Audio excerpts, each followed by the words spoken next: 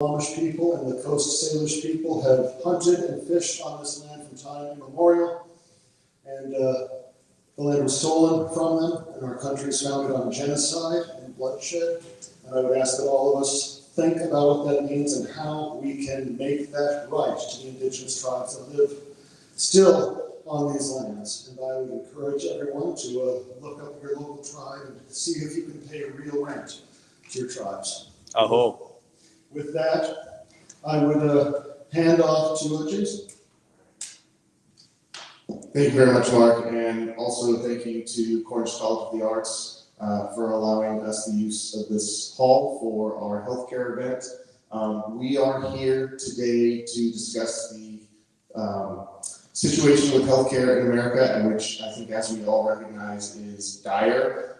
It is at emergency levels. We have millions, tens of millions of people in this country who do not have access to healthcare because the private for-profit insurance industry will not cover them for various reasons. And we have 100 million more, roughly, who are underinsured. That means they are paying premiums to these for-profit insurance industries for the extreme pleasure of being denied coverage when they need it. It is a healthcare crisis. We have a crisis of rural healthcare. We do not have care centers in places where some of the most needy people in our country are lacking healthcare and need access to healthcare. So we're here to discuss, one, what we are doing in Washington State to resolve this crisis, the challenges that we are facing. I'm proud to be here as not only a candidate, not only as campaign manager for presidential candidate Jill Stein, but also as a board member of Whole Washington. And we have been working tirelessly with people you see before us and others, many volunteers around the state, to try and get our legislature to pass a single-payer healthcare system. And what I would like to start, I'm going to be handing the microphone around or asking people to pick up their microphones to talk about various aspects of what Whole Washington is doing. We do have an opportunity for Q&A for Jill Stein to talk about the campaign's perspective. I do want to make a note here that this is not an endorsement event. Whole Washington is a nonprofit, but what nonprofits do often is speak with candidates and elected officials who are in support of generally their positions. So this is an educational event, not an endorsement event. I just want to make sure that that is entirely clear. And I want to start out with a story that I told first, and Laura was with me when I told this story. I'm already emotional. I have not told the story for a long time. I just haven't been in a situation where I needed to. But my mother was, I say she was killed, and it was an intentional killing, just like many intentional killings happen in this country every day for various reasons. But my mother's killing was at the hands of the private insurance industry. And the saddest part about this is that my mother's story is not an uncommon story in America. About 20 years ago, she went into hospital for a routine surgery. It was a routine surgery, a surgery that was performed daily, and the surgery went bad. And when I say it went bad, the doctor made a mistake. And I never hold healthcare providers wrong. It wasn't something that was negligent. It was just a mistake, and mistakes happen. But the insurance industry had decided that for my mother's surgery, she only got 1 day recovery in the hospital. That was what the insurance would cover. So this is a story of somebody who had health insurance, right? So you expect to be taken care of if you have health insurance. So she did not feel well enough to go home from the hospital the next day when they wanted to discharge her. She actually begged the doctor. She said, "Something is wrong. I do not feel well enough to go home." But they sent her home anyway. And 24 hours later, she was back in the hospital in an induced coma because her bowel had ruptured. What had happened was, with the internal surgery, the doctor had nicked her bowel, and she could feel it and the doctor said the insurance company will not pay for this. They will not pay for you to stay in the hospital. And they sent her home. She spent 3 months in an intensive care unit, in an induced coma, and on a ventilator. My sister and I flew down to Albuquerque, and we thought we never got a chance to say goodbye to our mother. Now, she did recover, but not fully. She had spent 2 years learning how to walk again, and was on a walker. This is a woman who was 59 years old, had a full-time job. She went to work every day. She was taking care of herself. My parents were divorced, and so she was on her own, taking care of herself. And she was never right again. She never had a good quality of life again. She ended up dying eventually from complications of this surgery 10 years later. So she spent the last 10 years of her life, didn't make it to 70 years old. She was a month shy of her 70th birthday when she finally passed. So this is a story that is just not uncommon in America, where a bean counter for a private insurance company whose job is to make money. And I want to make sure people understand this is quite clear. Their job is not to provide health care. It is to make money for shareholders and CEOs. So I open up with that story, which I have not told for a long time. Because that is what's happening in America every single day to millions and millions of people. And that is why I'm committed as a candidate, as an activist, and as somebody who is campaign manager for a presidential candidate who is supporting a universal single-payer healthcare, which is what we need in this country. We have to do right by people, and it is the poorest and it is the most vulnerable people in this country who suffer the most. Rich people in this country can go see a doctor because even if, one, they have good insurance, but even if they didn't have good insurance, they would have the cash resources to cover medical bills. That is not the case for 50% or more of the people in this country.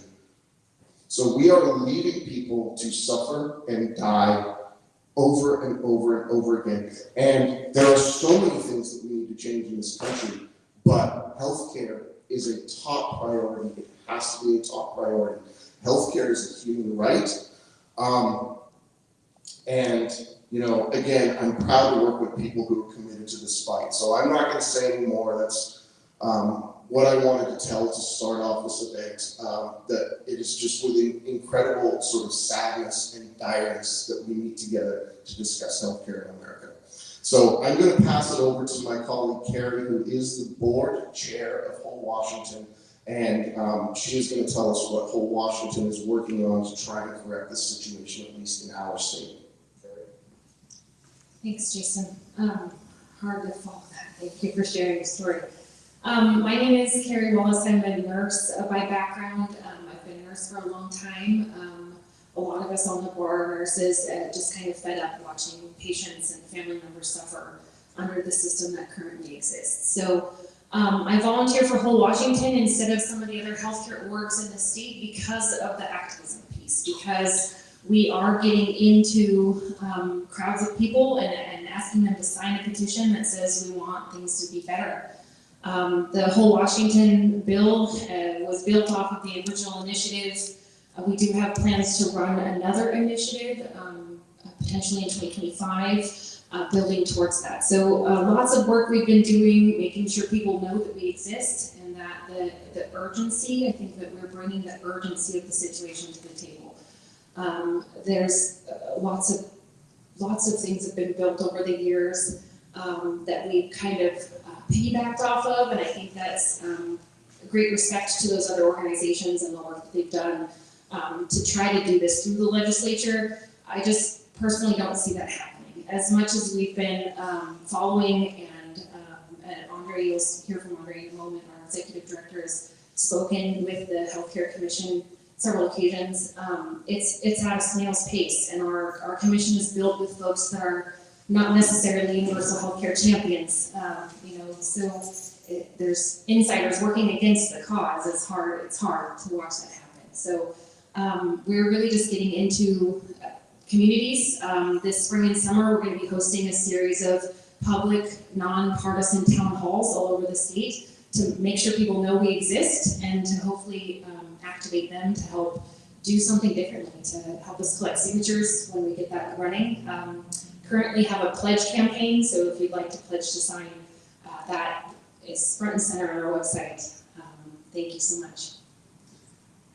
Thank you, Carrie. I think I want to go down to Catherine next. Catherine Lewandowski is somebody who I've worked with for the last 5 or 6 years on Whole Washington and within other progressive organizations, and she is a tireless activist for healthcare. But Catherine also is a nurse, and I was hoping that Catherine could tell us some stories of what she has experienced as a nurse over her career. And you know, Catherine, you have some stories that you can tell about how healthcare has impacted your patients. Does this work? Yeah. Okay. I'm Catherine Lewandowski, a registered nurse. I've been working as a registered nurse for about 38 years, and next week I'm retiring. So I'm really excited about that. But and some of these stories are just really hard because I've experienced a lot of that stuff both personally with my family and also with my patients. And it's so hard because as a nurse, we see how our really bad healthcare system is impacting our nurses. I remember one story on a wife, you know, who was having to take care of her husband. Also, and this was during the 93 layoffs when they laid off a lot of the nurses and Hillary Care and all that. And when she finally brought her husband to the hospital, she'd been taking care of his shoulder wound for about a year, and I asked her, what took you so long to bring him to the hospital? She said she'd been trying to get him admitted to the hospital for over a year, and the emergency room wouldn't admit him. And his shoulder was open, it was rotten, clear down to the down into the joint capsule, and it basically smelled like rotten chicken meat, if you know what that smells like.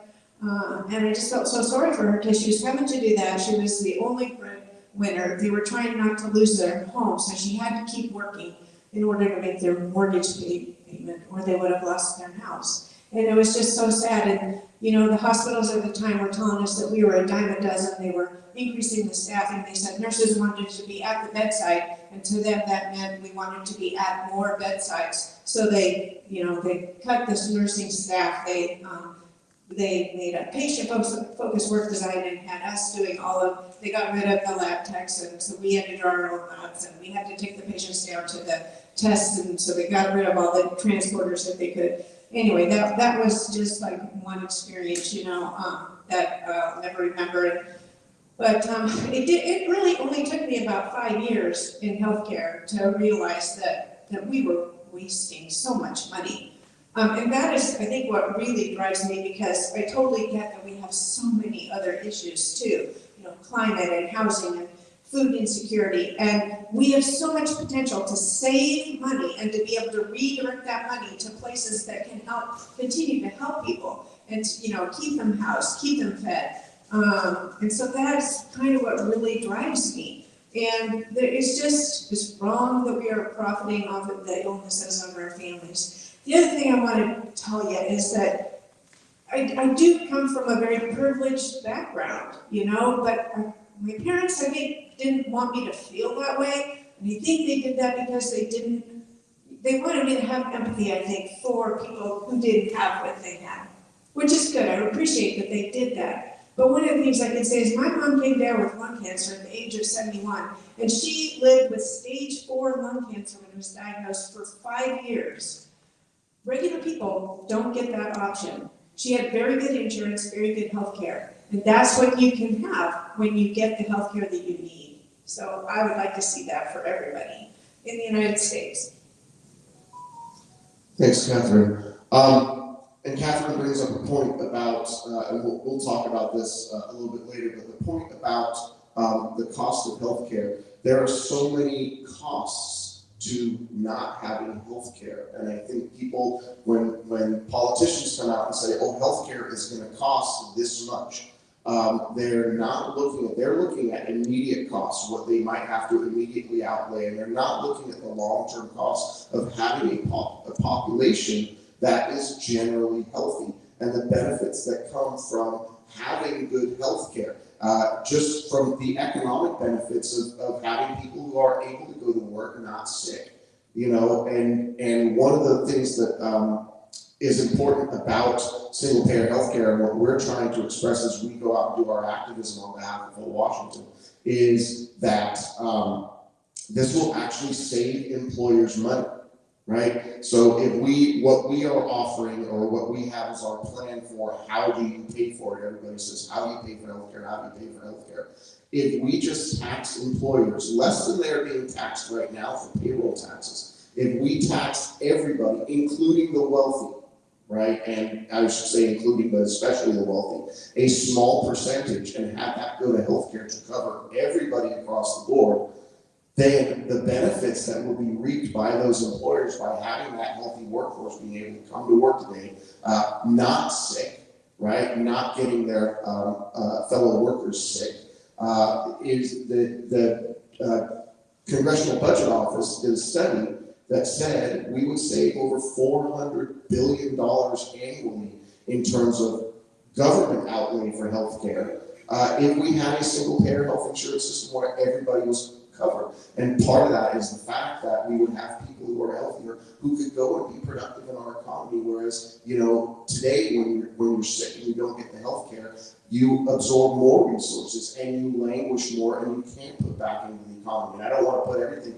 you know, putting things in economic terms is sort of a cold, hard way of putting it. I mean, we are extremely concerned about the fact that we simply want people to be healthy because there's societal benefits to being healthy, but the economic benefits should not be overlooked. And so politicians who are coming to you saying, well, it costs too much, the answer to them has to be no.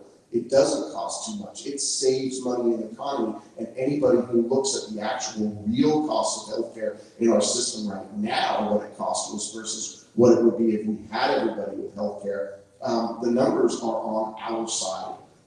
So the facts are there. I think maybe Andre can speak to some actual numbers later. But before I get to you, Andre, I want to pass it over to Laura before we go to Andre. Laura and I have been working together for years and years and years. I can say that for everybody on this panel. I've been working together with them for years and years and years, and I'm so proud to have done so. But Laura and I actually, when we first started talking to each other, we realized we had a common background and that we both spent time in England, where there is universal health care. And so I don't want to take Laura's story, so I want Laura to talk about that, and plus Laura's husband was in the service, and there's health care that comes along with being in the service. So Laura, I'm going to hand it to you, and we can talk about the referees. Thank you. Thank you, Jason. Yeah, my name is Laura Fielding, and about 8 years ago, through Bernie Sanders' first campaign for president, I heard the message about Medicare for all, and that harkened back to where the seeds of my activism were likely planted, and that was in the UK. And at that time, we were there for 7.5 years. That was, my husband was active duty, US Air Force. I was prior to that as well. I just made it very quick. After my time, my first 4 years, I determined that I had made a very big mistake. And but it did serve to, because talking and going to school over there for holistic care, massage and body psychotherapy, craniosacral therapy, I have people ask me, how can you stand to serve a country that leaves so many behind? And at that time, that really hit very, very hard. I felt really deeply ashamed because I also came from, a middle class but privileged enough background that I don't remember being scared, feeling like I couldn't go to the doctor.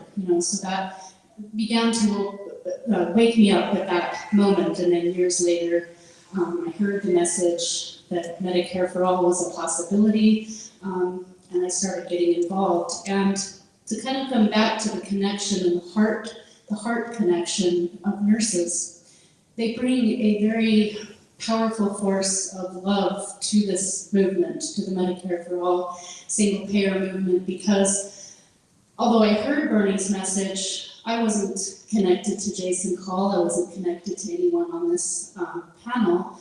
I just thought, based on National Nurses United, their colors are red, and it's a great healthcare color. I thought I'll knit some red berets for Medicare for All in solidarity, and I started posting those online, and it was Catherine Lewandowski who saw those posts because I was typing knit for nurses and a 99% crochet for care. So, you know, she reached out and said, this sounds like such a beautiful idea. I'd love to come hear more about it.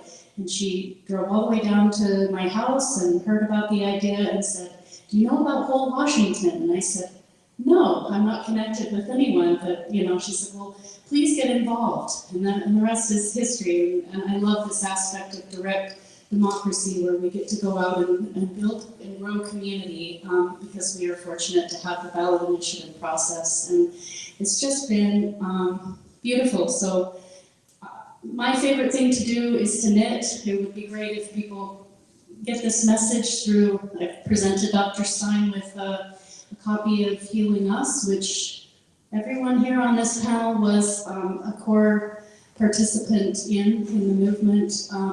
And what came out of Healing Us, the movie, which is a grassroots documentary narrated by Susan Sarandon and many other voices.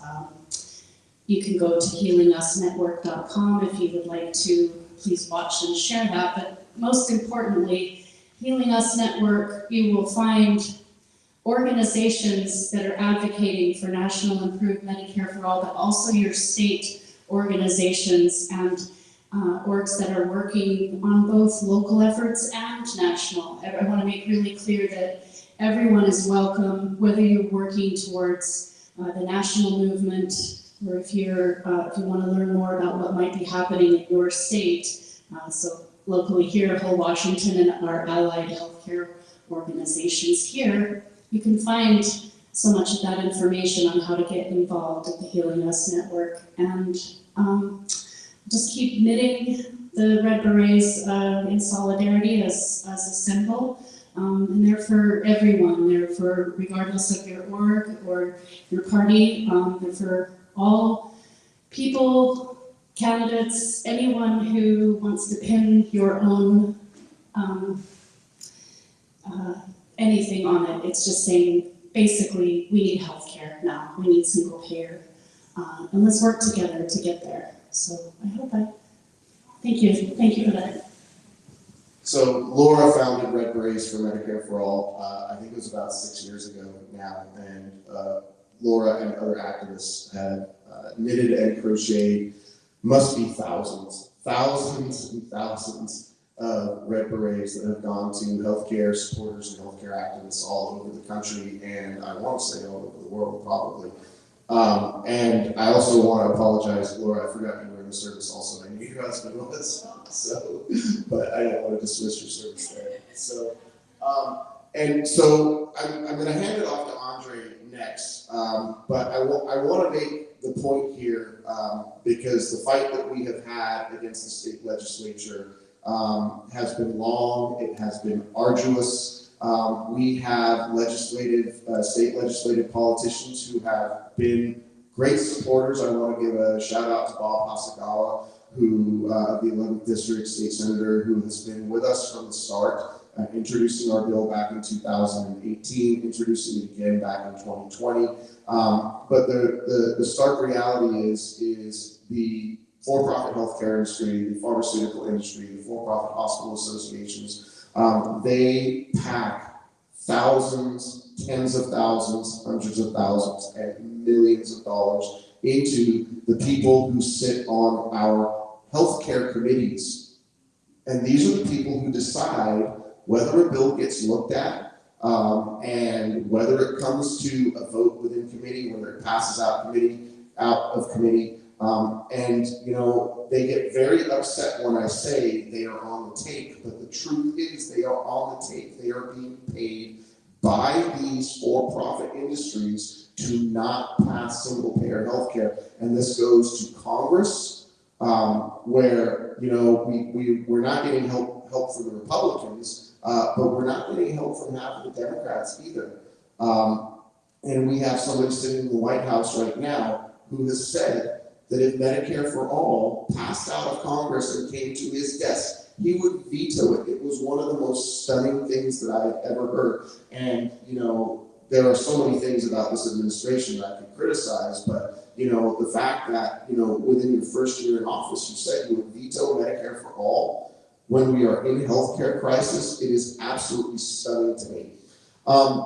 So I'm going to pass it over to Andre, and he can talk about the challenges that we've had in the legislature, and he can talk about the ballot initiative process. And we are so fortunate and grateful to have Andre's leadership at the helm of this organization. We could not have anybody better, and I'm proud to know you, Andre. Take it away.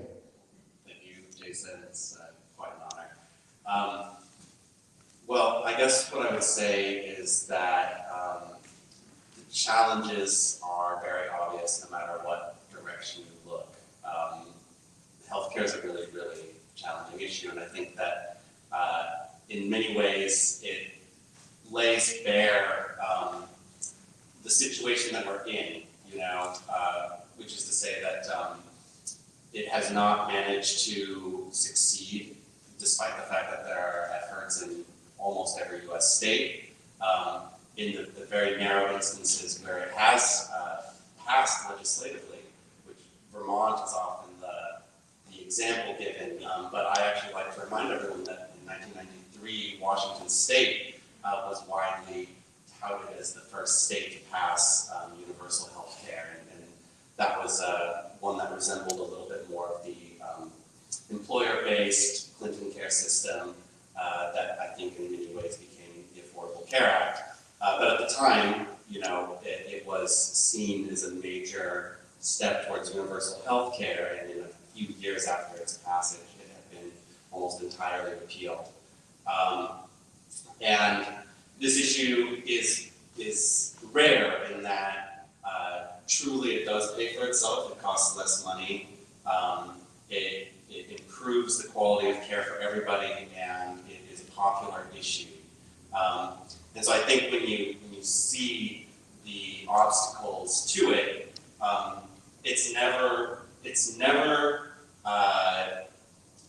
it's always a political obstacle, right? It's always an institutional obstacle, but it's never an obstacle in terms of, you know, not knowing or having a better way.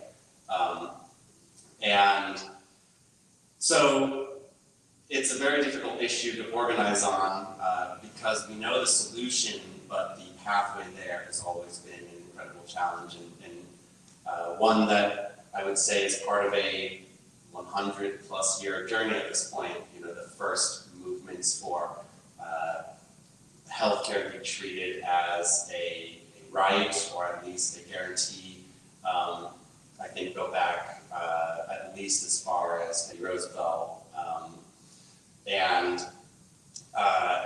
So I think that we as a movement need to learn as much as we can from the past and not let it discourage us. And I think that we need to be open-minded on what the path forward is.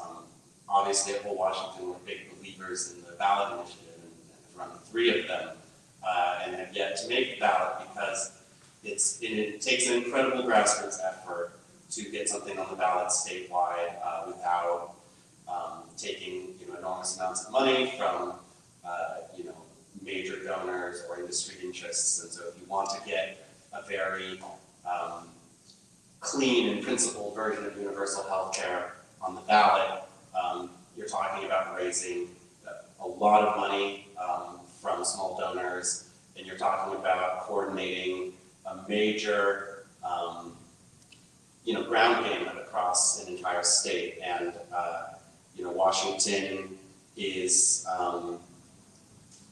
it's not the largest state, and it's not the most, you know, it's not the least dense state.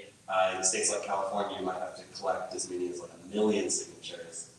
So there's an obvious, huge challenge to that, and that's one that we're working on every day at Washington. of course, there are other paths, right? So initially, many people took a legislative approach. That approach turned into a Universal Healthcare Commission, which we are, I'll be presenting to for the third time on the 14th. And this is not the first time there's been a legislative push. This is not the first time there's been a commission. This is not the first time we've had hearings. And so we always look at these as opportunities to make our case to the public, to maybe identify supporters inside the sort of the legislature, but also the larger, more amorphous administrative system that we call Washington State. And I guess what I would say is that, I always want to give all of those people the chance to work with us and make progress. And I do think progress has been made. Some of it has been legislative, including, acquiring certain federal waivers that have allowed us to begin to bring undocumented immigrants into our public health programs and things like that. But I think that when it comes to something like universal health care, we need to recognize that there's always going to be a leap, a point at which we have to really address the enormous amount of private spending in the system. So there are many things that we can do to improve our public programs, fund them better, bring more people into them. But I don't think we'll have achieved real universal health care until we address the enormous waste in private spending, the enormous amount of influence the industry has on the entire conversation. And I think that is, often the conversation that we are kind of tiptoeing around. And I think that as we build this movement and as we make this progress, we need to just be more and more explicit about that. That is really what we mean. We mean universal public health care.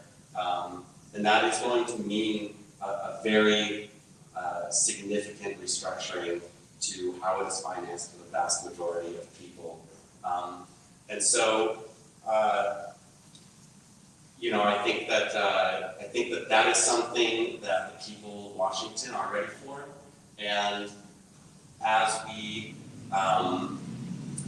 continue to grow and our voice gets louder, I think we'll find more and more supporters for that all up and down the system, and eventually we can get through it. Thank you, Andre. I do want to have Andre reference one thing, because we did have somewhat of a win in the state legislature in the last, when did it pass? Last 2 weeks or so? Can you talk just briefly about 2006? 8,006, sorry. It's not quite there yet. It's not quite there. Okay, talk to us about where that is. So the legislative session goes until March 7th.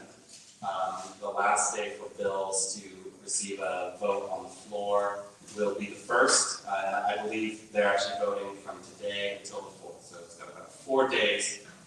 But we did have a joint memorial make it through the Rules Committee, it's made it through the Senate, and with a little luck, it will make it to the floor and pass this session. And I want to be realistic about what it is. It does not get anyone health care. It is not a law. I think at best, you can say it represents a early alignment between the House and the Senate, as well as the state government and the federal government, that may bring in federal waivers, may help us integrate federal programs into what I hope eventually becomes the statewide single-payer system, and then, of course, ultimately a national single-payer system. So I think the best thing about this has been the amount of unity that it's created across the many organizations, the fact that it's given some of those champions in the legislature the opportunity to see it through and advocate for it. We have a really long way to go. This is, I think a lot of states are in a similar place where they are beginning to make very, very small commitments towards creating statewide single-payer systems. I actually do want to call out Deputy Campaign Manager Kelly, who I met in Maine when I went to help with the signature gathering effort with the Maine Healthcare Action.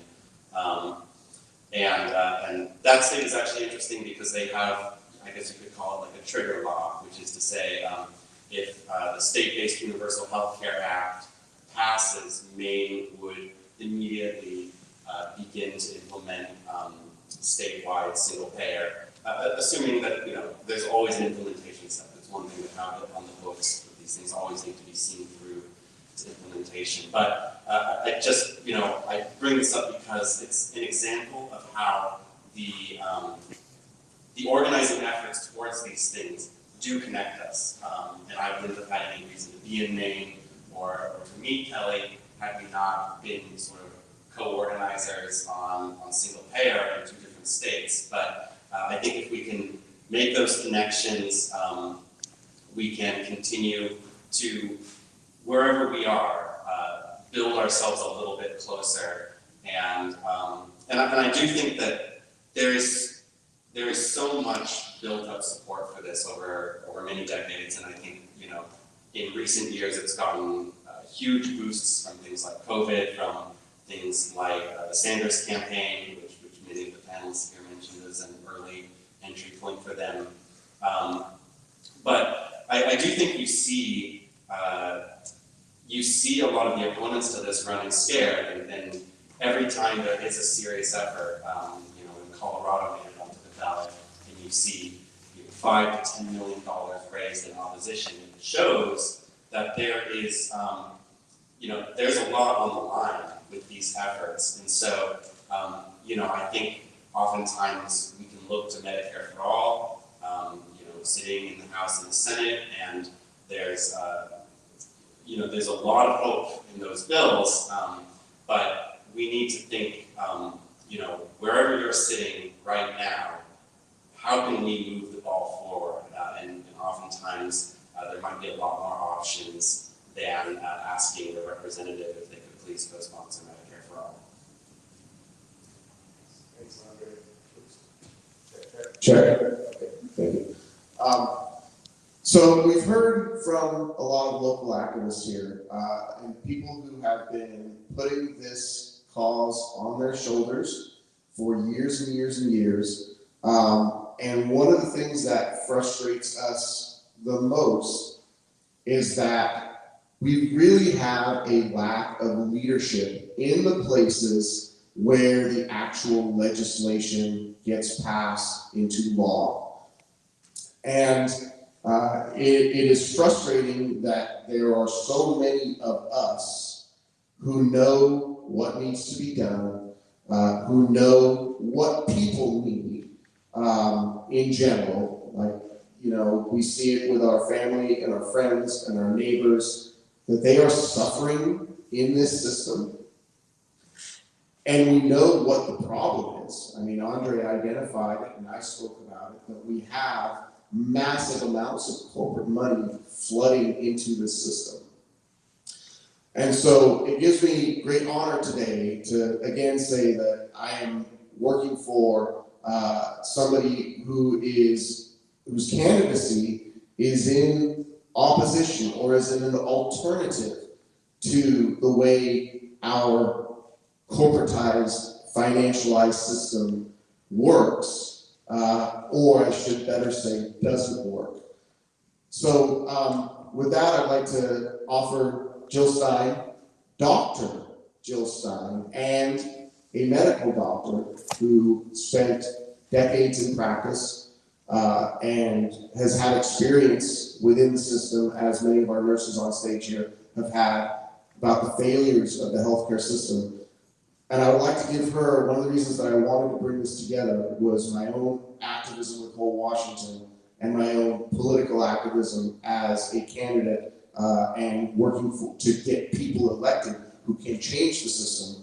So this is sort of a joining of the minds. I want to give Dr. Stein here an opportunity to talk about her own experience within the system and what a candidacy that is for the people would do in terms of many things, but in particular here today, healthcare. What would that mean for this country, Dr. Stein? Thank you so much, Jason, and thank you to Whole Washington and this incredible board here, and to all of you here today. Thank you so much for your just really unbelievably inspired, dedicated, principled work. We need this so badly. And I say this as someone who was part of a referendum in our state in 1998 to pass single payer. And this was in Massachusetts. And I was in clinical practice at that time for maybe 10 years, a little more. And the referendum was really going very well and had enormous support and was way ahead in the polls. And we got it on the ballot. And as the election day drew closer, the pharmaceutical and insurance industry began to outspend the public interest coalition by 50-1, putting out advertisement to basically create a fear campaign that you would, if you had a single payer system, you would wind up with very long lines, inadequate care, penny pinching in the system, basically all those things that we have in our privatized healthcare system. They were, flaunting that as false alarms, really. And because they put so much money into it, so many intensive advertisements, that they beat us back by about 1 percentage point, having outspent us 50-1. So it was an incredible moral victory, but our actual victory was frustrated. That was 1998, or actually it might have been 1996 even. And then in the next cycle, we put a different referendum on the ballot. This was to get money out of politics, a clean elections referendum that would create a different kind of system that would allow politicians to run for office without selling their souls, without having to cave to gain big donors to effectively play the game. And of course, the legislature would not touch it with a 10-foot pole, and we tried for several sessions to move it through the legislature and could not. And at that point, we undertook the incredible Herculean effort of getting this on the ballot, which we did.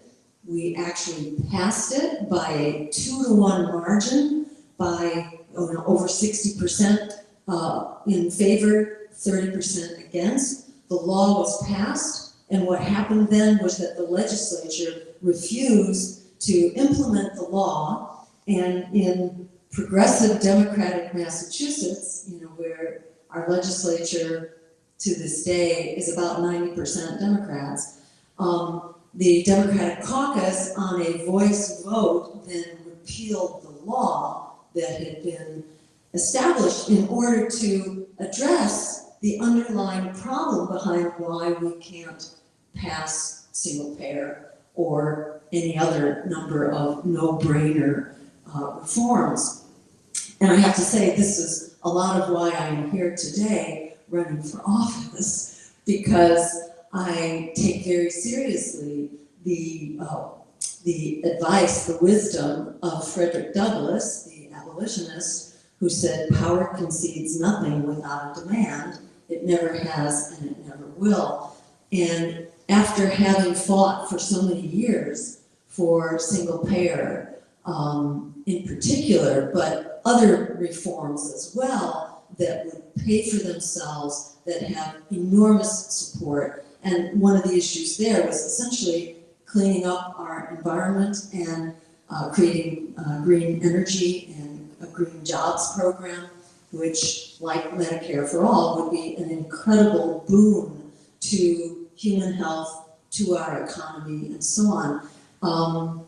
Having fought many of those battles year after year, I must say I was tricked into running for office by those who said, this was the Green Party in Massachusetts, who basically said, well, run for office and bring these issues into the election debate and have a broader audience to be able to at least educate people. So then I was actually running for governor in Massachusetts, this was 2002, against Mitt Romney, who then became the author of Romney Care, which then became Obamacare, which is what we are living with today. But the greatest revelation to me of running that campaign, was that people not only could be convinced that this was a good thing, in fact, they were already there. They were already there, and what I discovered was that you didn't have to change anybody's mind about this. This was very much what people were demanding. And then add to that the realities that some of us have spoken to today, how Medicare for all would basically save us almost $500 billion every year, while it covers everyone, provides health care from head to toe, from cradle to grave, your eyeglasses, your mental health, your chronic health care, all of that, and it still saves us about $1 trillion a year is what we would save by curtailing the paper pushing and the red tape and the profiteering and the advertisements and all that gets added into our healthcare bills. Our system right now is failing so badly with about 87 million people who either are uninsured or underinsured, 100 million people who are locked into medical debt, 500,000 people who are added to that every year. Some 68,000 every year who die needless deaths strictly from the lack of health insurance.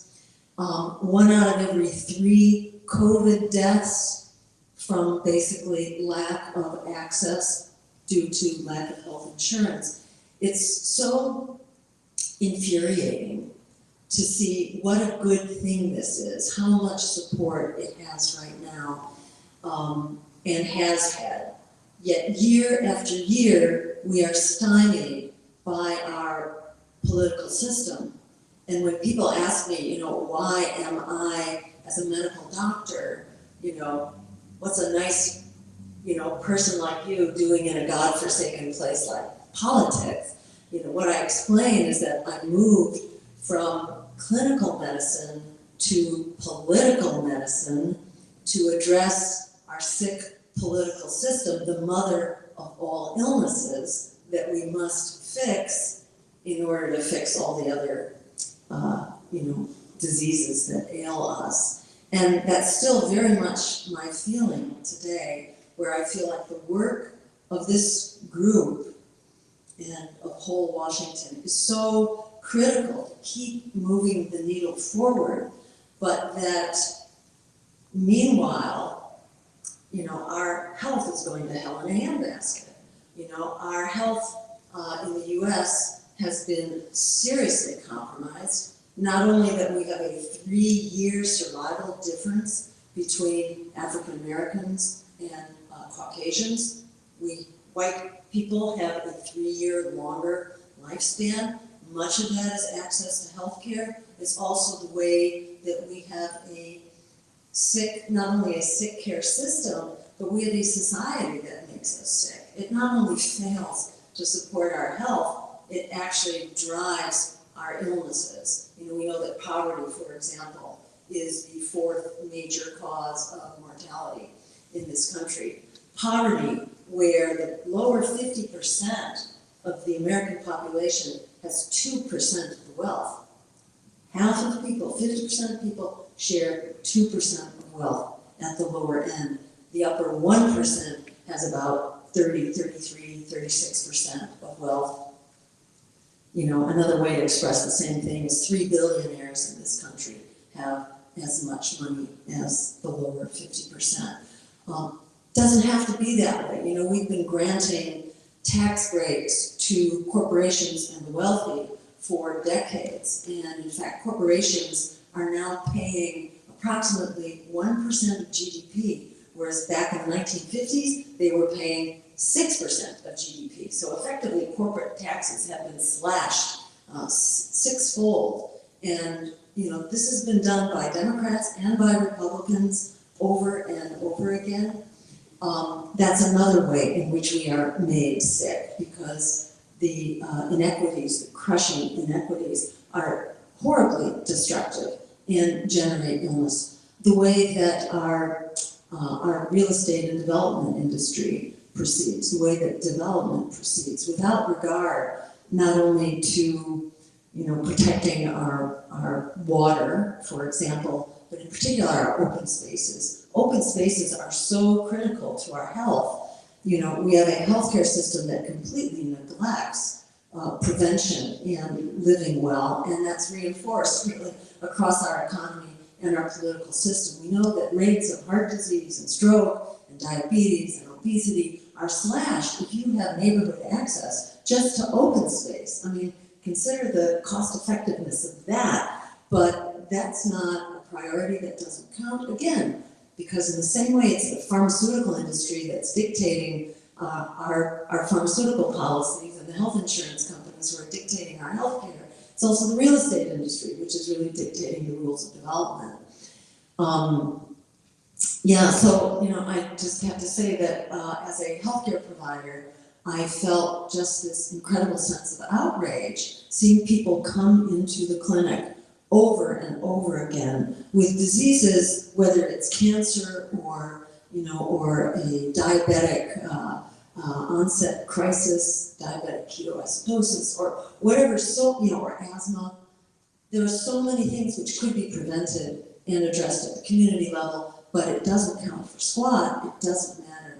And so eventually in my head, this began to take the form that, well, what if we began to get together across these many communities who are being slammed? It is a game of divide and conquer. It's pitting the fight for healthcare against the fight to protect our environment and our climate, and the fight for jobs and for living wages. All of these things are destroying our health, actually. Each of these battles. What if we began to work together in some broader concept of health, where we're really fighting for a healthy society and a healthy political system in which we the people are the drivers? So, you know, I mean, to me, that sort of became kind of my central mission, was to basically use the political system in order to help build that critical mass at which we become unstoppable. And the severity of these problems right now, whether it's, you know, the ongoing and continuing health crisis, whether it is, you know, crushing inequality, whether it is student debt with 44 million young people and not so young people who are locked into student debt now, whether it is half of renters who are paying 1/3 of their income to keep a roof over their heads. Half of renters are severely economically stressed right now. What if we all got together? Now, this just happens to be an election in which people are fighting angry and not happy at all to have zombie candidates forced down our throats once again.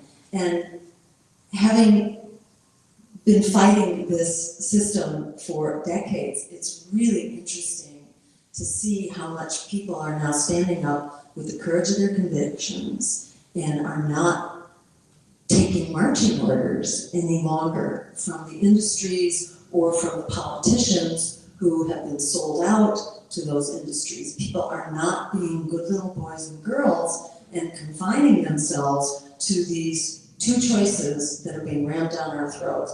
And kudos to, you know, to the ranked choice voting movement right now, which helps, you know, just underscore the politics of courage, that you don't have to feel like you're risking something by casting a vote for the candidate you want. Right now in our system, people vote against the candidate they hate the most instead of for what they want. And if you're not actually voting for what you want, you don't have democracy. Democracy requires a vision forward. It requires, purpose and an agenda. You can't get to a better place simply by being against what happens to be the biggest threat at the moment. You can't get there. So, it seems to me we're in an incredibly exciting moment right now. If I were in the White House, if we were able to turn the White House into a greenhouse, one of the first things we would do would be to declare a health and a healthcare emergency, which would make all sorts of things possible. And our team is exploring exactly what these various emergency pieces of legislation would allow us to do on healthcare. The funds that it would make available, what kind of transition we could begin to invoke. But one thing is for sure, if you're in the White House, you have the bullet pulpit. The American people already support this. And if we were in a position of having to then lead the way forward, maybe having a few representatives in Congress, but say Congress didn't change, how would you do that? Well, you may remember when Barack Obama got elected. He got elected because he had a very active ground game. He had boots on the ground who were really driving a remarkable campaign that broke all kinds of barriers. But unfortunately, once he got elected, the first thing that he did was appoint Larry Summers, the architect of the Wall Street meltdown, basically, appointed him as treasurer, and it was a heads up that, nope, this actually is not about a people's agenda, this is actually about a Wall Street agenda, which in fact it turned out to be. But there's still proof of principle here, that if you were to get into the White House with a strong grassroots movement, that grassroots movement could then be not put to bed, but actually activated. So, okay, now we're going to focus on goal number one. What would goal number one be? Well, in all likelihood, it would be a single-payer improved Medicare for all system, because it has enormous support. Really, I think that and campaign finance reform are probably the two most widely supported issues across the entire political spectrum. So that would be where we begin, and we would begin by holding our congressmen and women and senators accountable at the level of communities, holding town hall meetings, and really applying pressure so that they know their job depends on passing Medicare for all, and there's no wiggle room out of this. That is my sense, of how we move forward here. And, I just want to acknowledge that with the choices we have before us from the mainstream political parties, we call them the parties of war and Wall Street, what we have with them really, you have the Democrats right now patting themselves on the back for this great pharmaceutical program. Well, this great pharmaceutical program is going to reduce the cost of 10 pharmaceuticals by 2026. 10 in a system that has thousands of pharmaceuticals. It's just like laughable that they continue to congratulate themselves on that. And the same is true actually on the climate. And I'll just say a word about that because that is a key measure of health as well as survival. But this Inflation Reduction Act bill, which is supposed to be such a huge achievement for the climate, it's actually a fossil fuels first bill. And before any major production of renewable energy can be undertaken, you must first auction off 60 million acres of offshore waters and 2 million acres of public lands. This is from a president who said he would end all sales of public lands. So this is like the opposite, 60 million every year times 10 years offshore. And offshore is being devastated right now as well as coastal communities.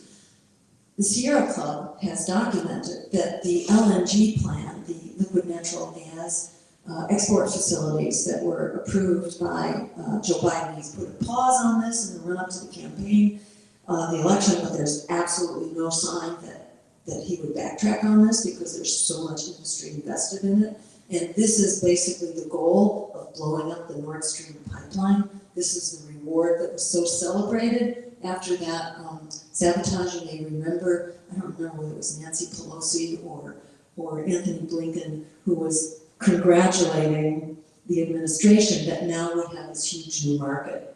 So that's where these new liquid natural gas plants are coming in, 22 of them, which are the equivalent, get this, of 440 new coal plants.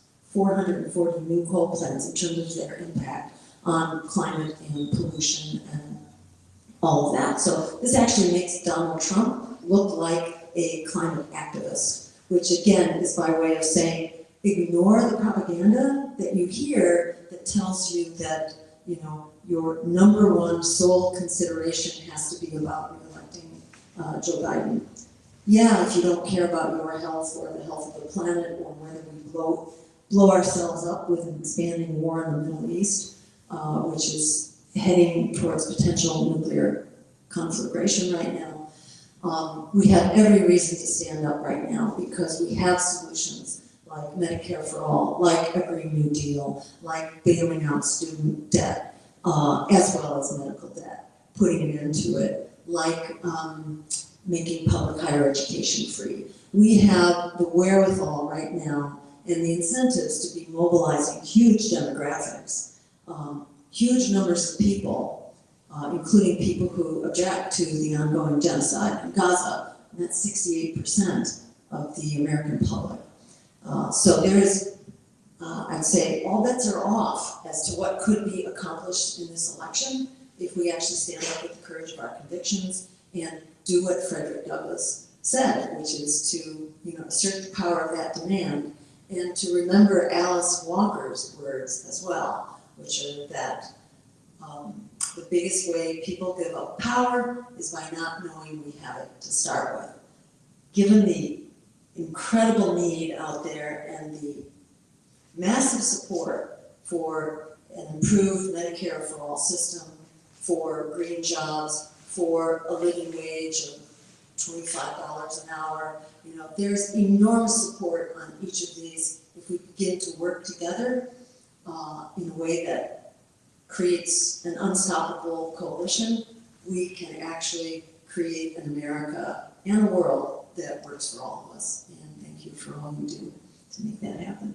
Thank you so much, Dr. Stein. It's great to hear that message. And one of the, I think, most important things that you really capped off on the end is that the fight for healthcare is aligned with the fight for housing. It is aligned with the fight for immigration justice. It is aligned with the fight for labor justice and wage justice.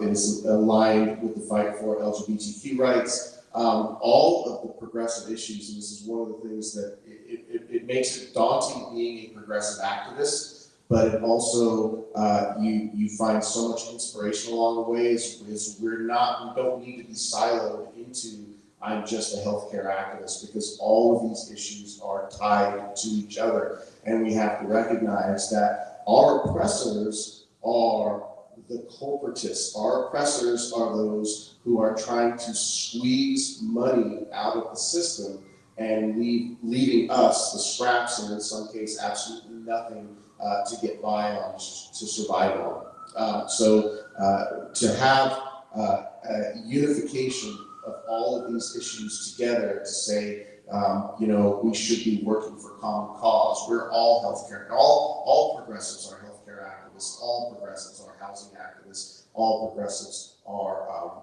social justice activists.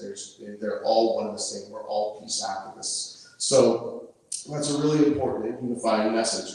I do want to open it up to the panel here to ask you some questions. I know I have some questions. And I won't say that they're not leading questions because I somewhat know the answer, but I kind of want to get this out in public here. And I will also say, just in terms of my own candidacy for people who are watching this as a live stream or will watch the recording afterwards, I am running against a Democrat in Washington's 2nd District, and he is a Democrat who has said unequivocally that he would never support a single payer system. So I want to put that on the table also. But we are still in the recovery throes, and some people say we're not even recovering, we're still deep in the midst of a pandemic. The most devastating worldwide health crisis, certainly in our lifetimes, but I think it was the influenza epidemic in the early 1900s that had such a widespread impact on people where hundreds of thousands of people died. But here in the United States, as we have said, we would have saved 1 in 3 of the COVID deaths could have been prevented through a universal healthcare system. And what we have found out there in the public is that there is so much skepticism due to the corporate influence in the healthcare system that people don't trust. There are a lot of people now, some of us do, and I think I want to say for vaccine science, vaccine science is real, but the skepticism of corporate money in the system had a real impact and is still having a real impact on whether people trust that they can go get a vaccine and that they can be safe, and that the vaccines are going to work and that there aren't going to be, long-term effects from the vaccines. What would your position be on, let's say, for the pharmaceutical industry that produces these vaccines? And I want to preface this by saying, so much of the public research, or so much of the research that is done around vaccine science and pharmaceutical science in general is done with public money. It's done at our public colleges and universities. Baylor University, with public money, developed 2 COVID vaccines. And yet, the vaccines that we all had available to us were Pfizer and Moderna and Johnson & Johnson, where there was a massive amount of profit in the system. And that profit makes people think twice about, am I getting a vaccine for my health, or am I getting a vaccine to make a CEO rich or to make shareholders rich? So I want to talk about the idea of public ownership of the pharmaceutical industry. Could you talk about that a little bit? And then for the rest of the panel here, if you have some questions, I would like to open it up to you guys to ask some questions. Sure. And that's that in a nutshell is a huge crisis that goes way beyond healthcare, in fact, and really, I think, just undermines the whole fabric of society, that we do not have confidence. One of the famous lines in the Declaration of Independence is that all just power derives from consent of the governed. And right now, the government do not consent about just about anything. And people do not have confidence in any of our governmental institutions. Congress has an approval rating of around 12%, I think. And the same is true for the presidency. Media is rock bottom. Corporate consolidated media. There used to be 60 organizations that owned 90% of media back in the 15, 20 years ago. Now it's 6. So we have a very corporate consolidated media. The money in politics has gone through the roof.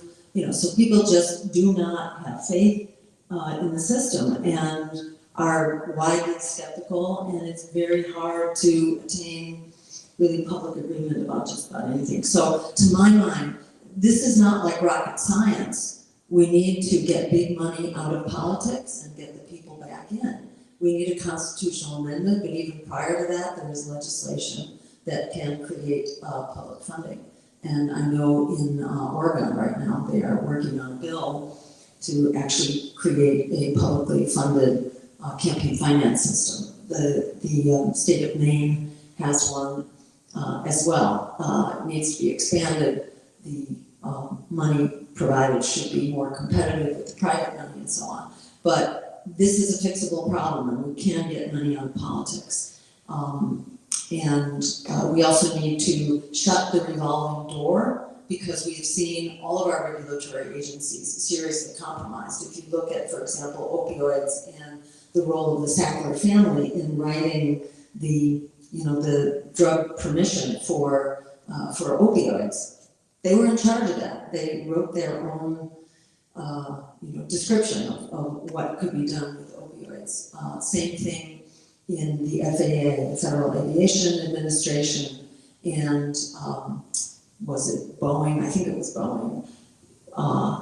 That just standards have really completely fallen apart because the industries are running the show here. So we need to close the revolving door. You can't move from big pharma into, the FDA, for example, or the CDC. That should just be disallowed.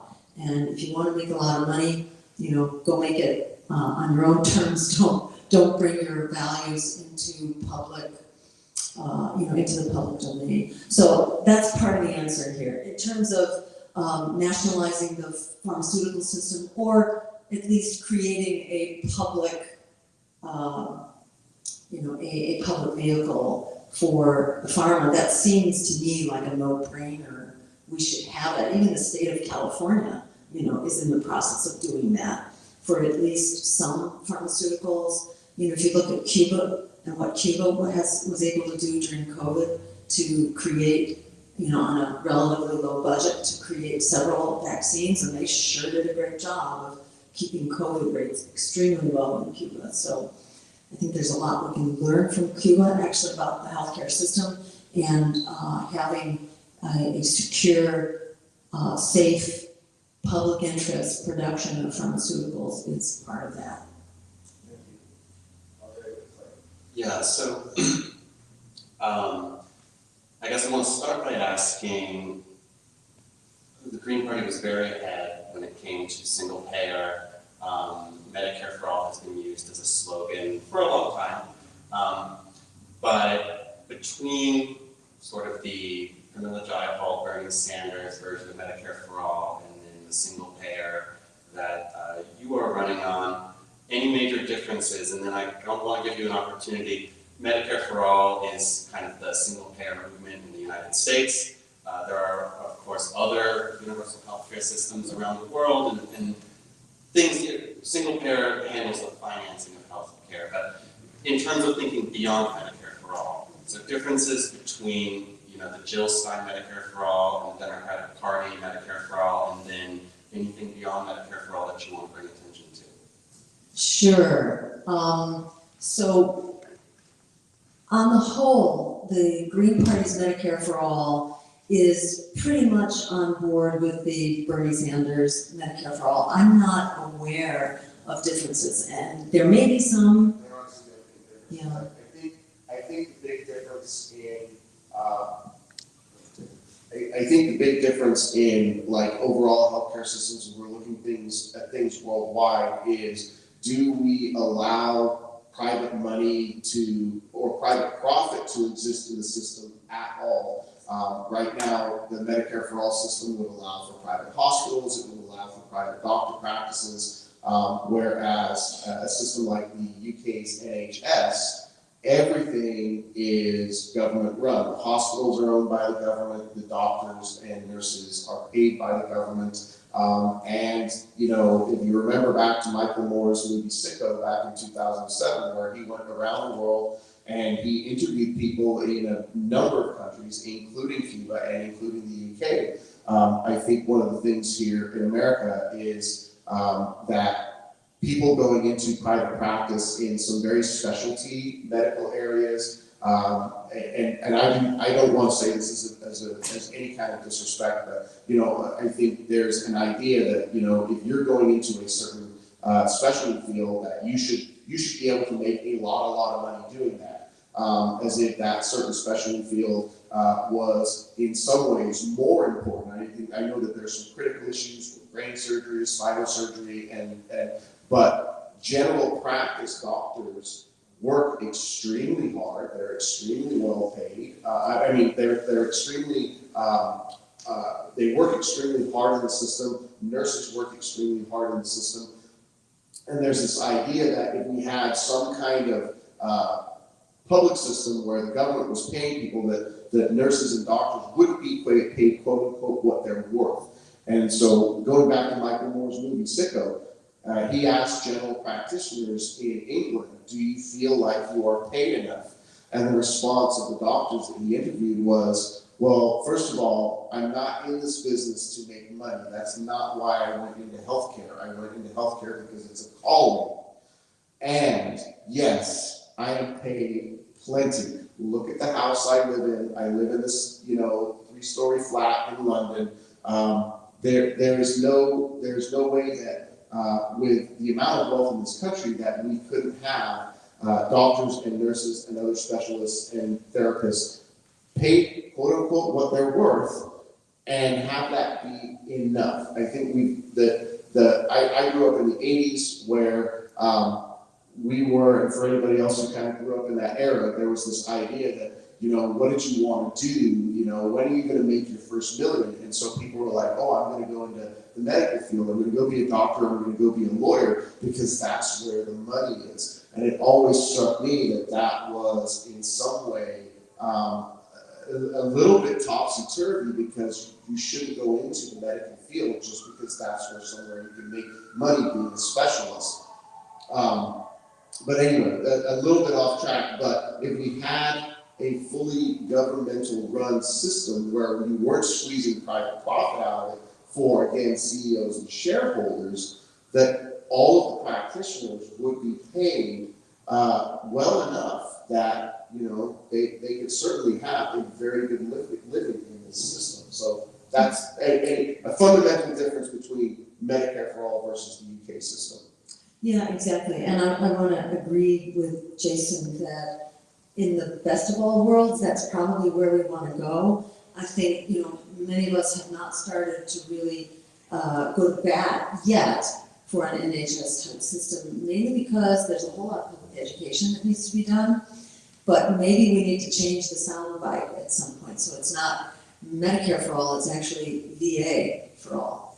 Because we've got this system right now, it's working really well, and where it doesn't work is because holes have been knocked into it. Which is true with the UK system as well. But, to be able to really address, healthcare personnel shortages and the needs for education and research, it goes beyond Medicare itself. It needs to be a rational and really inspired healthcare system across the board. So yeah, we need Medicare for all is the starting point, but we need to go beyond. I just want to say that in my research and everything, because I actually went back to school and focused on universal healthcare systems when I got my bachelor's in 2015, and there are other countries.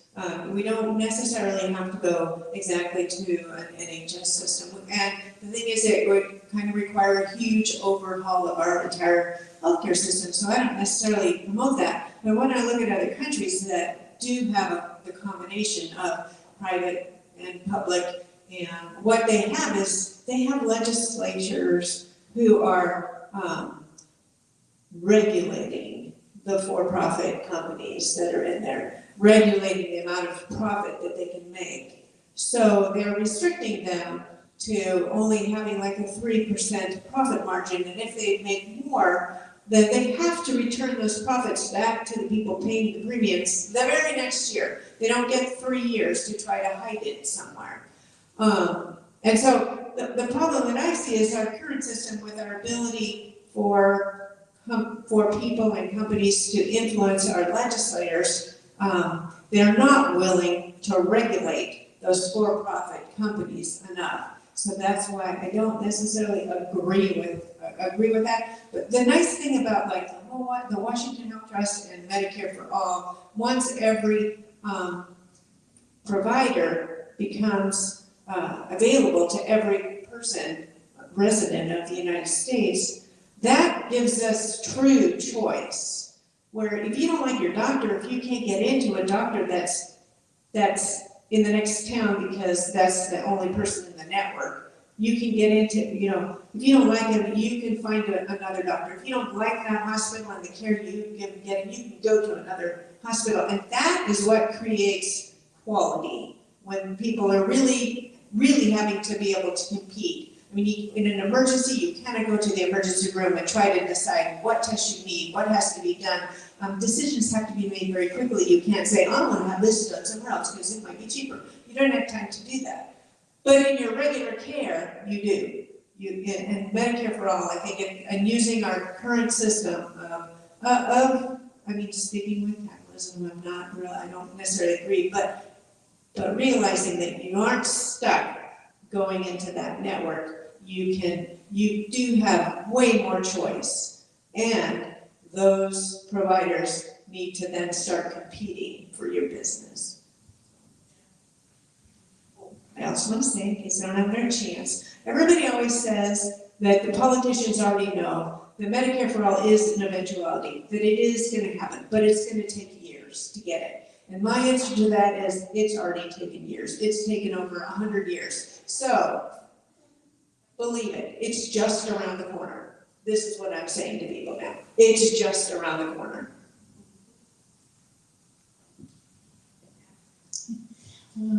I hope I can make this make sense or eloquent, because I have sort of several dots to connect. But I'll start with really just in the moment of gratitude for you, because this, even before the kind of question I want to pose about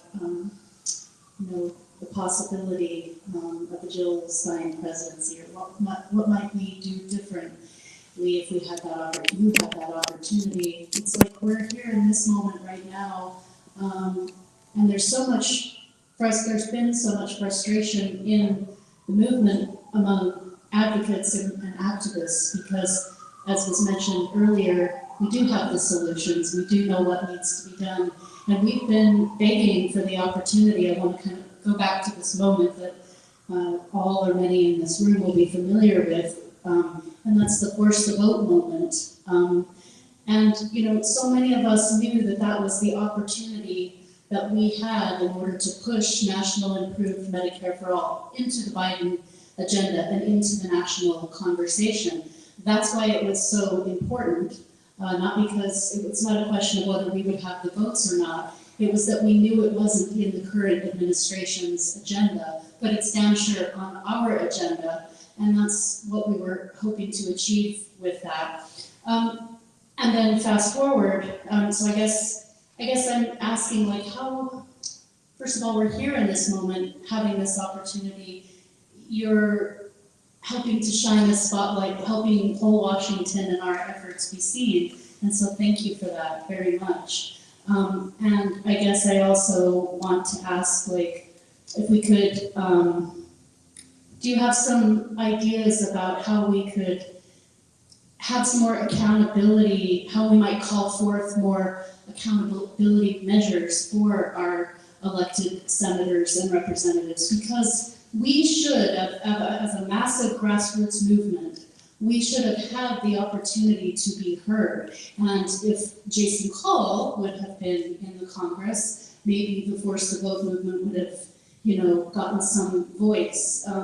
But we're in this present moment now. I don't dig that up in order to, try to dig up the past, except that the movement always needs to be a part of whoever's elected to office. So I guess my question is, like, how can we be in this moment, and what are some of the ideas you have about how we could always make sure that the people are heard as a force behind elected representatives, because we need to reimagine and change that. Exactly, and I think what you're getting at is the whole rationale for having candidates like Jason Paul and like myself in the mix, because it does enable us as voters to hold our elected officials' feet to the fire. And it means not only having these alternative candidates or these healthcare candidates stand up and run, it means we support them. And it means we support them even before the election. We support them to make them a force to contend with. We're having this very interesting discussion right now with the Arab American community, who have kind of are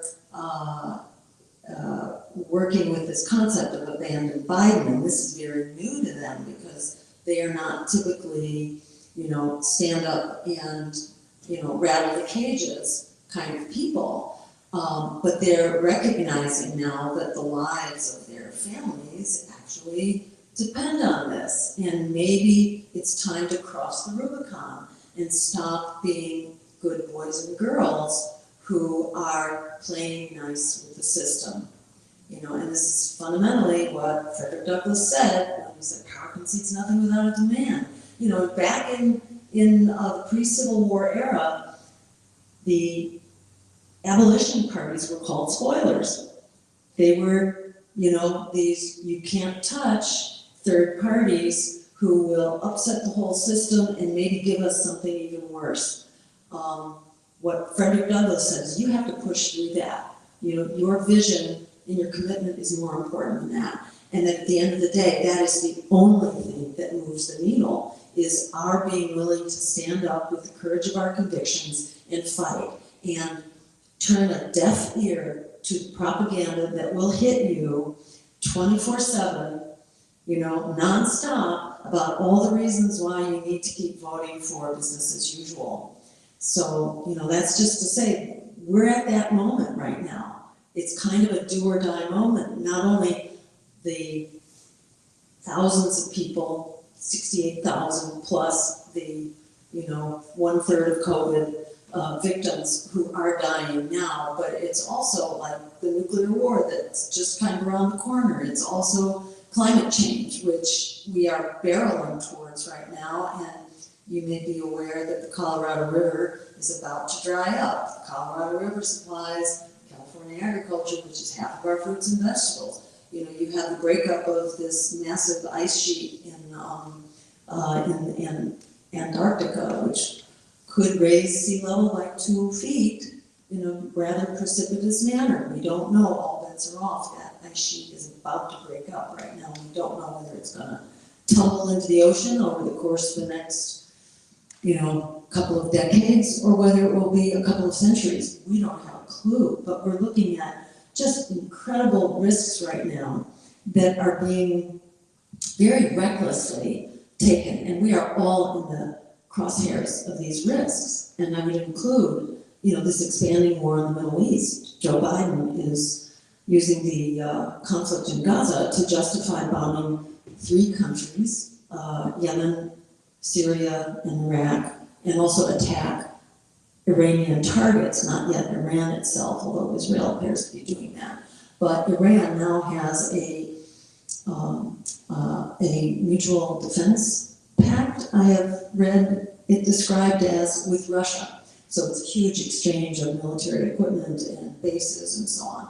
So this is no longer like some safe little war. This is a war that could go nuclear. And we are all in the target hairs right now of this very reckless leadership that is responding not like human beings with thinking brains and, and breathing souls.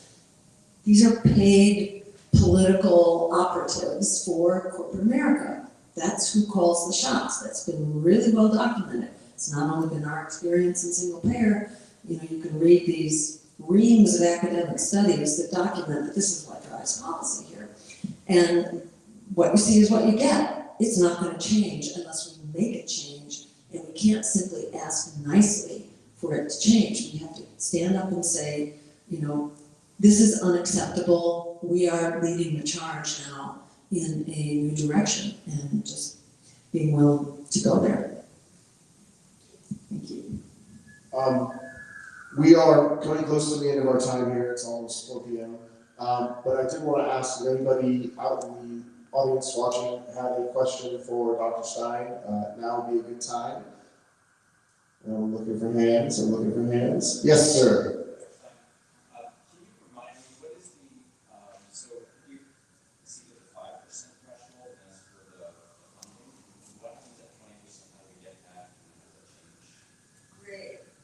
The question is about, what are the various thresholds that mean that we get somewhere as a new political party. So currently the Green Party is actually polling at 5% nationally, which is huge, and that's even before we've had any acknowledgement in mainstream media. Most people don't even know about this. So that's great, and I would add that our campaign is running 10% in the 35 years old and younger demographic. So there is kind of a self-propelling interest right now in this campaign and this approach.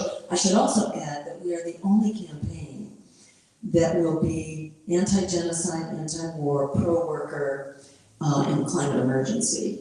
We are the only such campaign that will be on the ballot across the country. There are several other campaigns that share that agenda, but they do not have the track record or the wherewithal and are only on now at most 3 states. We are on 21 states, which include the biggest, most difficult, and most expensive states. So if you actually add up what we've achieved so far, it's 75% of the battle is already behind us. So it's not much more. We are well on our way to full ballot access. So we're going to be the one option for that. On the other hand, there will be 4 campaigns that do not support Medicare for all, that do not support stopping genocide, that are not anti-war, and that do not have a climate emergency agenda. There are 4 of these corporate-sponsored campaigns, and maybe a 5th, possibly. So they may be splitting the corporate vote. What happens if there's a 5-way split? Well, then suddenly a plurality of 25% could potentially win the race. So we're in a completely different political moment than we have ever been in. And it's really important, I think, to understand this is not small, what's going on. This is potentially really revolutionary. If we were to finish at 5%, at that point we would qualify for these matching funds for the next election, which would be something like $20 million. It might be more by then. But that's a good chunk of change. It's nothing compared to the billion-dollar campaigns of the Democrats and Republicans, but we do things way cheaper. For example, to get full ballot access, it will cost us about $1 million, maybe a little bit more. For RFK to get on the ballot, it's going to cost him about $18 or $20 million because he doesn't have a grassroots network. They don't know how to do it. They're relying on consultants. We've done this before. In 2016, we were on the ballot for 97% of voters in 47 states. So that money goes way further with us because we are a grassroots campaign. I should also add that we are on the verge of qualifying right now for public funding in the primary. And what that means is that we get a match. Once we've met the criteria for a match, we have to raise a certain rather modest amount of money in each of 20 states. And we are well on our way to doing that. So any donations, help us either get to that point. And is Washington State, we have qualified, so good work, Washington State. We were the 5th state to qualify. Excellent. So, nonetheless, we are very close to making that full qualification on which any donation up to the $250 limit gets matched. So that's another, important threshold. But personally, I think the most important threshold is for us to get to 10%. Right now we're 10%, 35 and under, and if we can get the word out about the campaign and get the word out among single-payer supporters, there is an option here that we can force the vote, so to speak, by forcing this into the agenda, because if it's heard, people will support it, and if it's heard, it will generate momentum for this campaign. If we get to 10%, then suddenly this becomes a reality. Right now it's 5%, it's a little bit below the radar. Once it gets to 10%, it's just like a huge psychological leap forward, and I think we could really see things start to roll at that point. So for anyone who wants to see a single-payer Medicare for All campaign on the ballot across the country with a really strong voice in this election, just check us out at GeneralTStrike2024.com. and join the team. Thank you. Carrie's got to go, and we're coming up on 4. When I see Andre, looks like he's ready to say something here. So sorry to squeeze this in the the last minute like this, but I would not really be much of a political organizer if I didn't make at least one ask when I'm sitting on stage with two different candidates. And I did send this to you, Jason, so you can't even say I surprised you. I'm going to read the Patients Over Profits pledge from National Nurses United. It's very short. CEOs and lobbyists for big pharma, corporate insurers, and private hospitals have formed a front group called Partnership for America's Healthcare Future that wants to exploit our healthcare system to make money off of keeping us sick. I pledge to put patients over profits and not take contributions over $200 from the executives, lobbyists, and PACs affiliated with the corporate healthcare industry, including private insurers, pharma corporations, and private hospitals who are organizing to take over our healthcare system. That's the entire pledge. By the way, I am not affiliated with National Nurses United, which is where this comes from. I believe there is only one former presidential candidate who have taken the pledge, and that is Marianne Williamson. But I would like to, in front of cameras and the internet, ask if the candidates on the stage with me are willing to take this pledge. So let me just say that we not only have taken, well, we haven't taken that pledge, but this is already our standard policy. And in fact, we do not limit ourselves to $250 from CEOs and other corporate officers of any industry that hires lobbyists. That is, any industry or business that by definition has a vested interest, otherwise you don't hire a lobbyist. So we say anyone who hires a lobbyist, we will not accept any funding whatsoever from your corporate executives. So we agree completely, we're totally on board. And I said the same for my congressional campaign, yes. Thank you both very much. And I don't know, Dr. Stein, if you have any final words, but I do want to make sure that we get a plug-in for Whole Washington. This organization has worked so hard over so many years to bring healthcare to the forefront of the state legislature's mind through so much resistance, and we're doing this. You know, we're all doing this as volunteers, or I should say, mostly volunteers. I mean, some people put so much time and effort into this, we've got to pay them a little bit, and it's certainly not enough.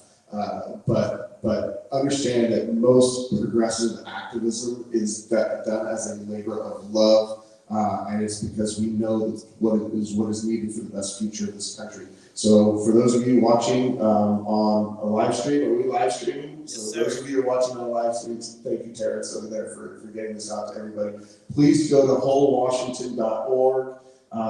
WHOLE, Washington, all one word, .org. Learn about our movement, sign up to get our newsletter. Please contribute to our efforts. These efforts to support progressive causes, they do take money. We do have to get materials printed. We do have to, kind of keep the lights on for the organization.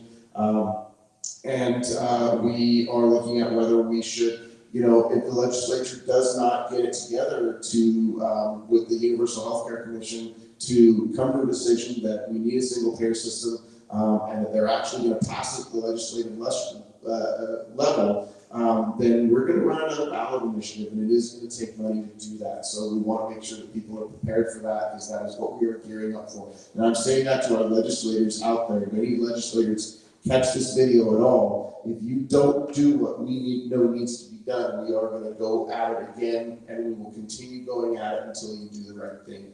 And our goal is, if you can't get it done, we're going to bypass you, or we're going to put it on the ballot to the people. So I wanted to get that plug in there for our organization. But Dr. Stein, do you have any final words to wrap up? I would just add to your message to elected officials that not only are we going to bypass you, but we are going to replace you, because the American people are standing up. We are rising up. This is the time to take our political system and our future back. We are going to do that. So you are hereby forewarned. Thank you. Thank you so much, everybody. Really do appreciate you all being here. Dr. Stein, thank you so much for showing up. Laura Fielding, Referees Medicare for All, Andre, our campaign director, and Kathleen, who's been our ally in the fight, and board vice chair, former board chair, has been with